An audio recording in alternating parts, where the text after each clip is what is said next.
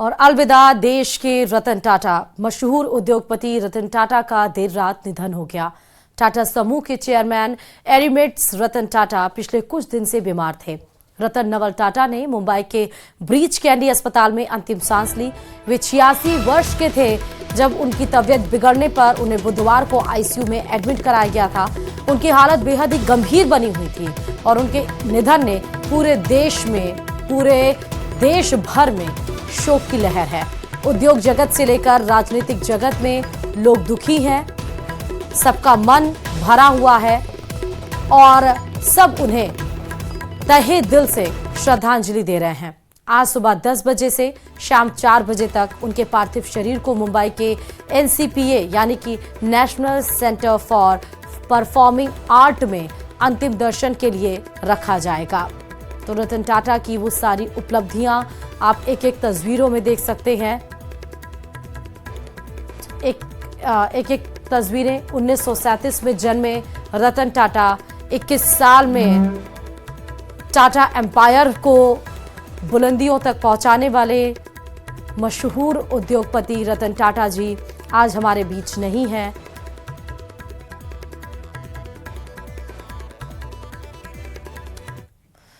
और रतन टाटा को जानने के लिए सीधे अब उनके जन्म से लेकर आपको बताते हैं, क्योंकि 28 दिसंबर 1937 को मुंबई में एक देश का लाल जन्मा। 1962 में वो कार्नेल विश्वविद्यालय से ग्रेजुएट हुए। शिक्षा दीक्षा भी उनकी अच्छी थी।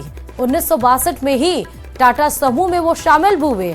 1962 में जैसे ही अपना ग्रेजुएशन खत्म किया वैसे ही वो टाटा समूह में ग्रुप में इंक्लूड हो गए। 1981 यानी कि 1981 में टाटा इंडस्ट्रीज के अध्यक्ष भी बन गए। 1991 से लेकर 2012 तक टाटा सन्स के अध्यक्ष रहे हैं रतन टाटा जी। साल 2000 में पद्म भूषण से सम्मानित किए गए। तो तमाम ना सिर्फ उनको सम्मान उनको अलग अलग प्राइजेस से किया गया, नोबेल प्राइजेस से, बल्कि आपको ये भी देखिए कि अलग अलग क्षेत्र में अलग अलग मुकाम भी उन्होंने हासिल किया। ग्रेजुएट होते ही वो सीधे टाटा एम्पायर में, टाटा ग्रुप में वो इंक्लूड हो गए और 1981 तक वो टाटा इंडस्ट्रीज के as a manager, as a अध्यक्ष वो काम करने लगे। 1991 से लेकर 2012 तक टाटा सन्स के अध्यक्ष रहे और साल 2000 में फिर उन्हें पद्म भूषण से सम्मानित किया गया। ऐसा व्यक्तित्व है, ऐसा हुनर टाटा जी में था, रतन टाटा जी में, कि जिस भी चीज में वो जाते थे उस चीज में वो कमाल करके दिखाते थे। जैसा हम सुबह भी जिक्र कर रहे थे कि आप अपने किचन से लेकर गाड़ी तक सफर में और अपने करियर में भी आप रतन टाटा से कहीं पीछे नहीं छूटेंगे।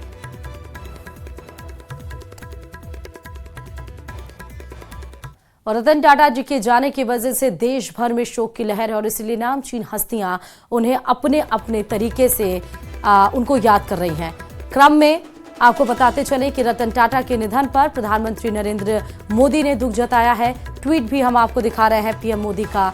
उन्होंने लिखा कि रतन टाटा एक दूरदर्शी बिजनेस लीडर, एक दयालु आत्मा, एक असाधारण इंसान थे। उन्होंने भारत के सबसे पुराने और सबसे प्रतिष्ठित व्यापारिक घरानों में से एक को स्थिर नेतृत्व प्रदान किया। साथ ही उनका योगदान बोर्ड रूम से कहीं आगे तक गया। उन्होंने अपनी विनम्रता, दयालुता और हमारे समाज को बेहतर बनाने के लिए एक अटूट प्रतिबद्धता के कारण कई लोगों को अपना मुरीद बना लिया। तो पीएम मोदी का ये ट्वीट आप देख सकते हैं। और वहीं गृह मंत्री अमित शाह ने भी रतन टाटा जी के निधन पर दुख जताया है। गृह मंत्री अमित शाह ने लिखा, प्रसिद्ध उद्योगपति और सच्चे राष्ट्रवादी रतन टाटा जी के निधन से गहरा दुख हुआ। उन्होंने निस्वार्थ भाव से अपना जीवन हमारे राष्ट्र के विकास के लिए समर्पित कर दिया। जब भी मैं उनसे मिला, भारत और उसके लोगों की भलाई के प्रति उनके उत्साह और प्रतिबद्धता ने मुझे आश्चर्यचकित किया। हमारे देश और इसके लोगों के कल्याण के प्रति उनकी प्रतिबद्धता के कारण लाखों सपने साकार हुए। समय रहते रतन टाटा जी को उनके प्यारे देश से दूर नहीं करा सकता और वह हमारे दिलों में जीवित रहेंगे। टाटा समूह और उनके अनगिनत प्रशंसकों के प्रति मेरी संवेदनाएं हैं।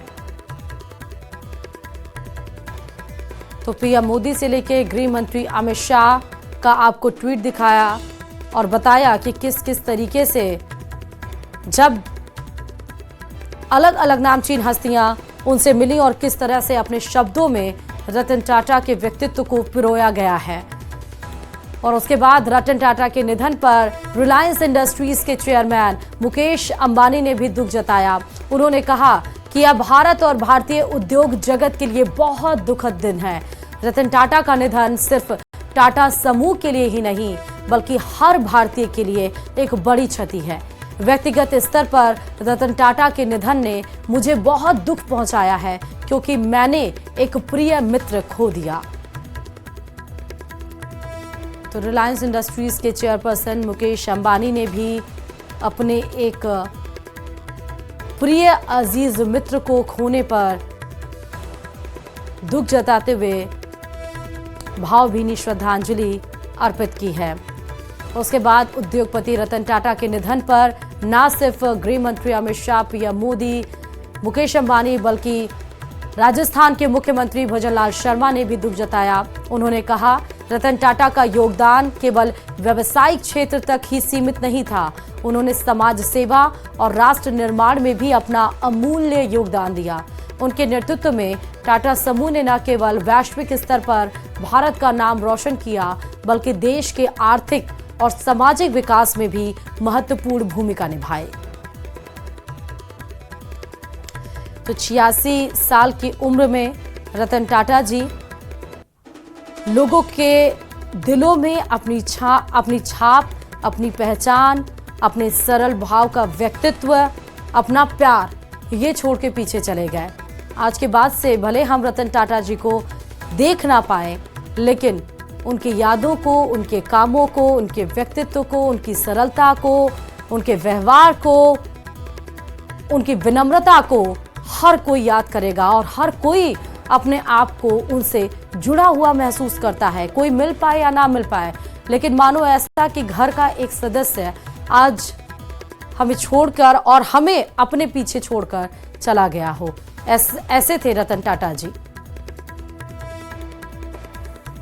28 दिसंबर 1937 को उनका जन्म हुआ। 1962 में कार्नेल विश्वविद्यालय से उन्होंने अपना ग्रेजुएशन पूरा किया। 1962 में टाटा समूह में वो शामिल हुए। देश के बड़े उद्योगपति रह चुके रतन टाटा। बीच में आप जो तस्वीर देख रहे हैं वो तस्वीर नैनो गाड़ी की है जो टाटा जी ने ही शुरू की थी।